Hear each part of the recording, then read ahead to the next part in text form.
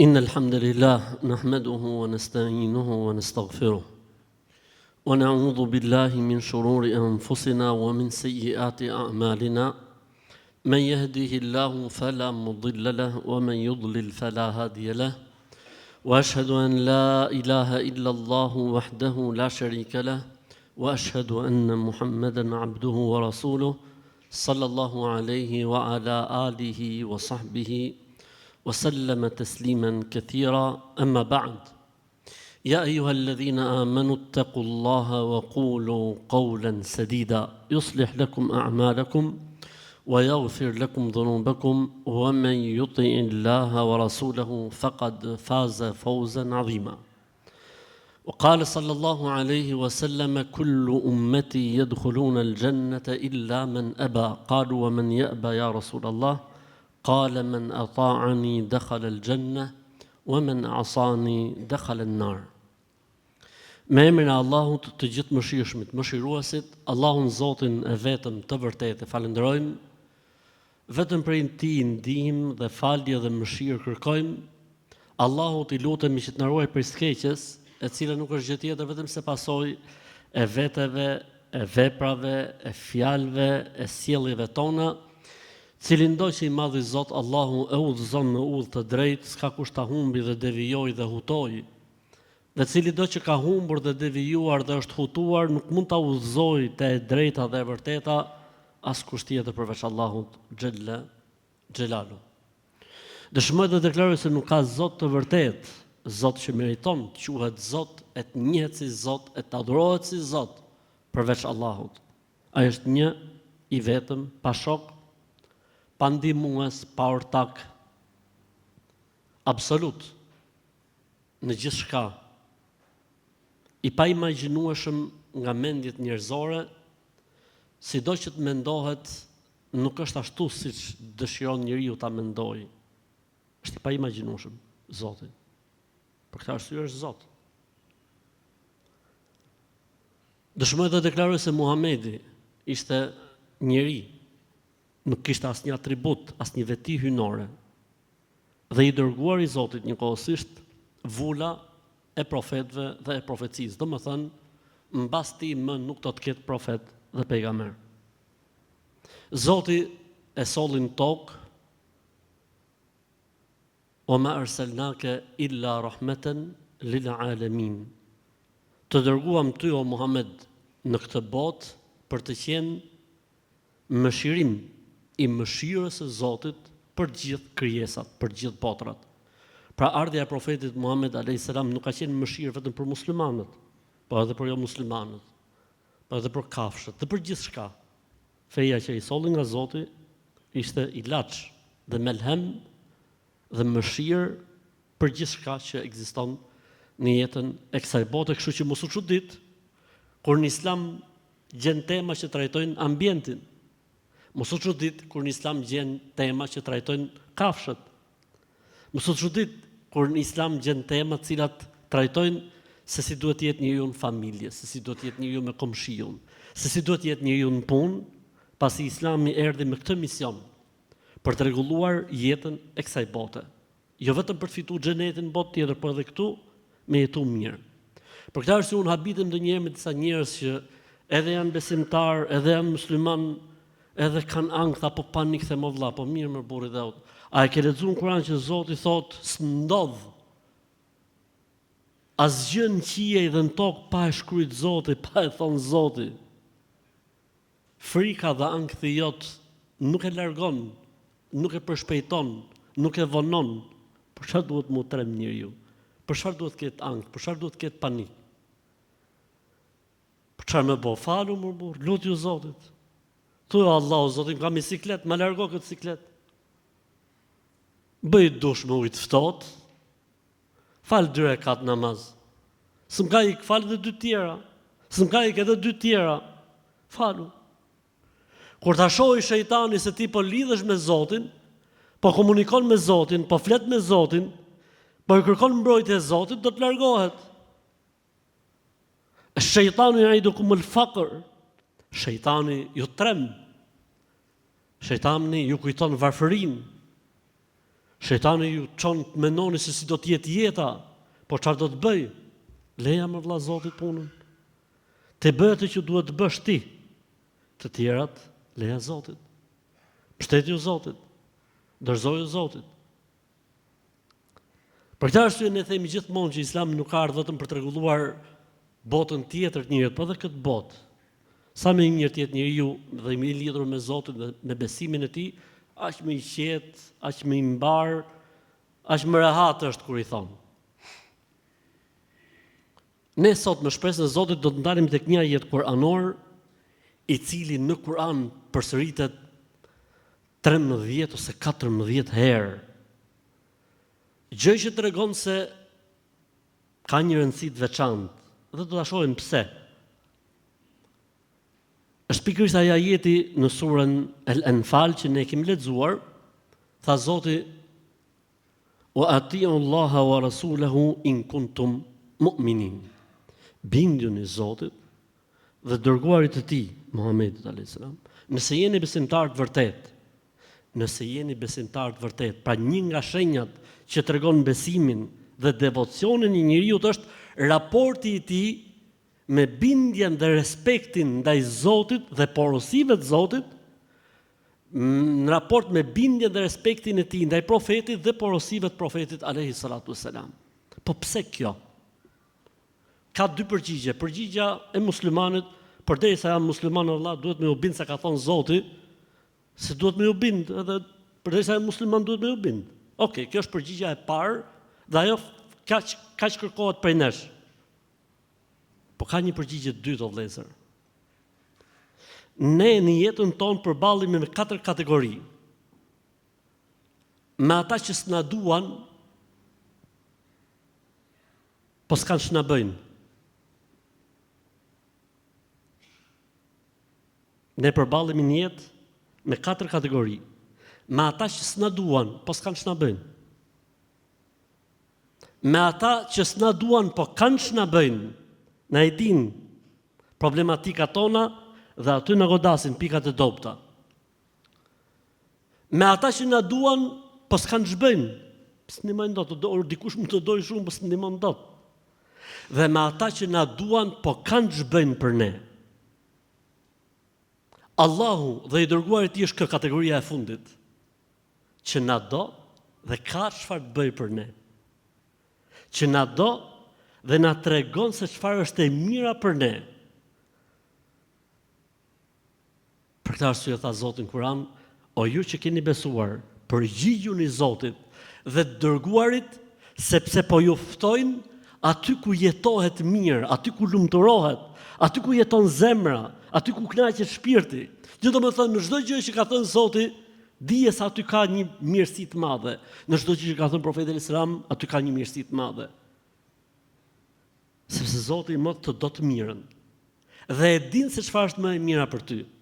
Profeti alayhis salam na do të mirën dhe na ka porosit për atë që është më e mira për ne. Ky është sekreti i asaj që Zoti i Madh kaq shumë e përsërit në Kur'an, se mund ta kishte thonë o vëllezër dhe motra një herë, një ajet kuranor, ne një kaq, surja kaq, bindjuni Allahut dhe respektojeni atë dhe të dërguarin e tij, pastaj vazhdonte. Jo. Janë disa gjëra në Kur'an që përsëriten vazhdimisht. Pse? Domethënë që ne kemi të nevojshme që të kujtojmë veten, përkujtohemi dhe të meditojmë në faktin se pse përsëritet kaq shumë. E para se tregojmë besimin ton, dhe e dyta se aty është sekreti i lumturimit ton, dhe do të shohim disa ajete tjera se përse i Madhi Zot thot që ne duhet të respektojmë atë dhe dërguarin e tij sallallahu alaihi wasallam. Ajeti që ne lexuam, pra është ajeti i surës Al-Anfal, nëse jeni besimtar të vërtet. Pra sa më i mirë të jetë njeriu në besimin e tij, aq më pak e vën në diskutim atë që thot Zoti dhe i dërguari i tij. Thot ajeti tjetër: "Wa ma kana li mu'minin wala mu'minatin idha qada Allahu wa rasuluhu amran an yakuna lahumul khiyaratu min amrihim." Nuk ndodh kurrë për një besimtar dhe një besimtare që e beson Zotin dhe botën tjetër, por thot Zoti diçka ose i dërguari i tij, të bëjnë diskutim apo të bëjnë zgjedhje tjetër. Po mirë vëlla, ne si bëjmë do të gjitha burri dhe o çfarë thotë e burr. Ne nuk rrim dot pa i bërë dhe ca harame. Or zotni, pse ti ke dobësi është problem njerëzor. Ama ti të paktën nuk i bie në mohim. Ti të paktën nuk thua jo më vëlla se i ka dalë koha, ti muhabeti. Ti nuk thua jo më vëlla se s'ka në gjë të keqe. Këtë se thu dot. Thu Zotin fal vëlla, po tani kështu jemi. Jeta kështu është, Zoti na fal. Kur ti thu kështu jemi dhe Zoti na fal, je okay, je mirë, sepse je duke treguar që je i dobët. E kur ti thu jo më vëlla, po e ke parasysh vëlla, po kanë ndryshuar gjonat, kanë nes gjonat përpara, po e ke para. Ky është problem pastaj. Sepse ti, sikur po i thu Zotit o Zot, e di unë më mirë se sa ti. Ky është problem.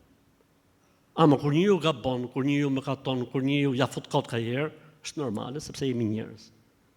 Unë gjithmonë e them, si me shaka, them Ademi a.s. ishte pejgamber, profet, dhe ishte ku? Në xhenet. Dhe gaboi. Ne si jemi as profet, as në xhenet. Është normale që të gabojmë burri dhe unë. Ama të paktën nuk e justifikojmë. Themi Zotin na fal. Zotin na mëshiroft. Dhe folsi juaj që është këtu përbara jush, duke folë si burri mirë, është një nga këta njerëz që edhe mund t'ja fusi kot, edhe mund gaboj. Pse? Se jam njeriu vëlla si të gjithë tjerët. Zoti na ka treguar në Kur'an që edhe pejgamberi i tij, Muhamedi s'm ka gabuar. Po kjo nuk ja uli vlerën. Pse? Se pendohej. Nuk ta ul vlerën mëkati dhe gabimi nëse ti pendohesh. Ama nëse justifikon, nëse nxjerr bishta, nëse bën si kompetent, atëherë është problem i madh. Ndër ajetet shumë të bukura vëllezër dhe motra që thot Zoti pikërisht për këtë, pra bindjen ndaj tij dhe dërguarit i tij, është fakti që ne nuk duhet bëjmë dallim mes tyre. Siç është shfaqur një sekt i ri, ajo është faktikisht disa shekullor, po i ri në natyrën e vet, që thonë ne marrim vetëm Kur'anin çka ka thonë Kur'ani dhe nuk e pranojmë hadithin e profetit alayhi salatu sallam. Dhe normalisht ky sekt është i dalë nga Islami, është mohues i Kur'anit. Dhe ne kemi thënë këtë disa herë, se pse këta janë mohues Kur'anit, sepse janë 300 ajete kuranore që duhet mohohen nëse ti thua unë pranoj vetëm Kur'anin.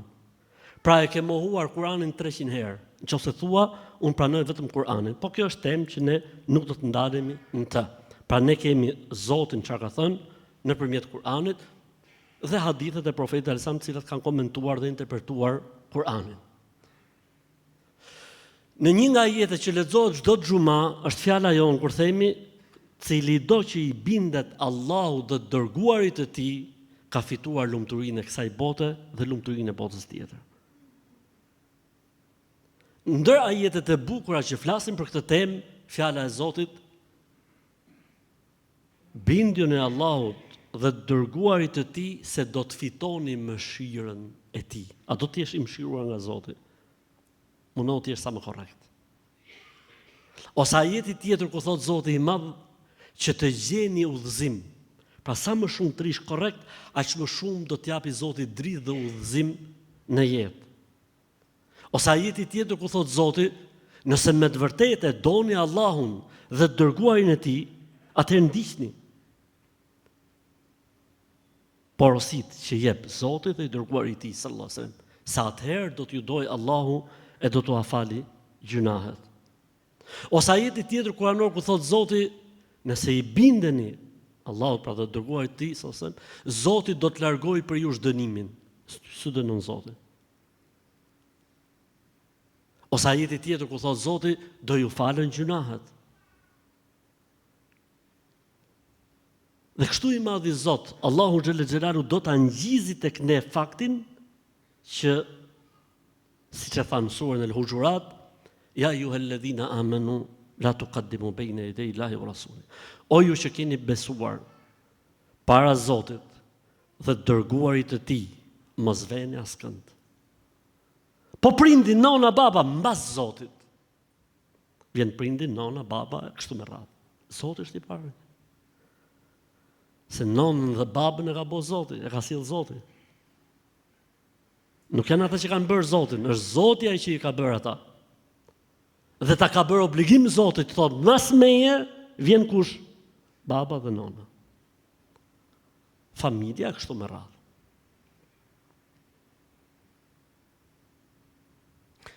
Ne do të gjejmë në Kur'an janë shumë ajete, faktikisht, unë kam mbledh këtu, janë afërsisht 14-15 ajete të cilat flasin pikërisht për këtë tematik, po unë do ta mbyll me fjalën e Zotit, dëgjojeni sa e bukur është kjo. O me yuti illaha war rasul, fa ulaika ma alladhina an'ama Allahu alehim min an-nabiyyina was-siddiqina wash-shuhada'i was-salihin wa hasuna ulaika rafiqa. Ne në surën El-Fatiha çfarë lexojmë vazhdimisht? Sirata alladhina an'amta alehim. O Zot, na udhëzon në rrugën e atyre që ti ke bekuar. Po kush janë këta që Zoti i ka bekuar? Vjen ajeti tjetër që e komenton ajetin, thot Zoti, cili do që i bindet Allahut dhe të dërguarit të tij, Muhamedit alayhis salam, do të jetë me të bekuarit e Zotit, profetët, dëshmorët, të sinqertët, vepërmirët dhe shpërblimi më i lartë në botën tjetër do të jetë pikërisht për këtë kategori njerëzish, kështu që ne jemi përballë një sfide që është sa më shumë afër Zotit dhe dërguarit të tij, dhe sa më pranë porosive të Zotit dhe dërguarit të tij, do të rregullohet jeta jonë në këtë botë dhe do të rregullohet jeta jonë në botën tjetër.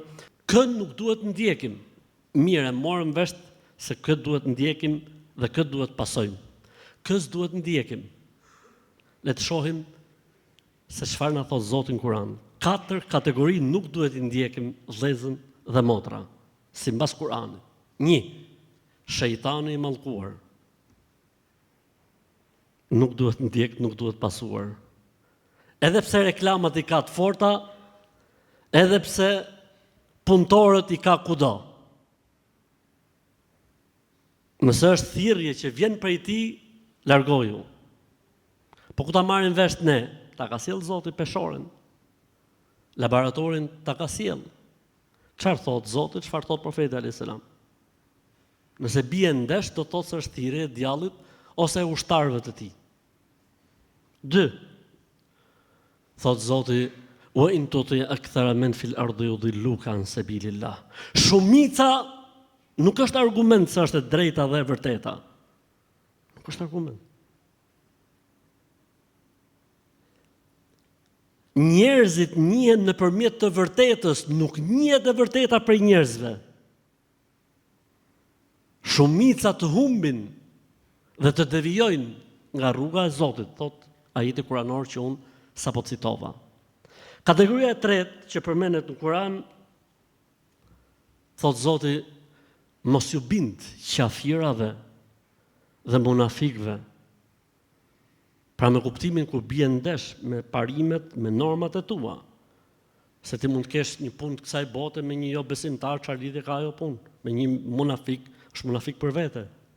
Ama kur bëhet puna për parime, për punë feje dhe besimi, mos ju bind. Ndahu. Dhe kategoria e tretë, vëllezër dhe e katërt, më fal, fjala e Zotit, wala tuti' man aghfalna qalbahu an dhikrina wattaba'a hawahu. O Muhammed i tha, Muhammed alayhis salam, mos ndiq ata të cilët janë të hutuar nga Zoti dhe përmendja e Zotit. E ndjekin kënaqësitë, dëshirat, pasionet. Çfarë të bëjmë? Osbir nafsaka ma alladhina yad'una rabbahum bil ghadati wal ashi. Rrim ata që i lutën Zotit.